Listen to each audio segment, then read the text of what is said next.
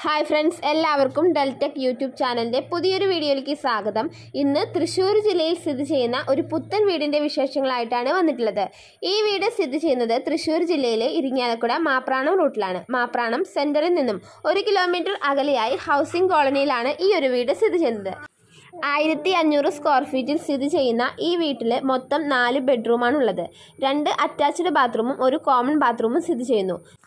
ചുറ്റും മതിൽ കെട്ടി തിരിച്ച് സെമി ഫർണിഷ്ഡായ ഈ ഒരു വീടിന് ഓണർ പ്രതീക്ഷിക്കുന്ന വില 58 ലക്ഷം രൂപയാണ്. കുടിവെള്ളത്തിനായിട്ട് വറ്റാത്ത കിണറാണുള്ളത്.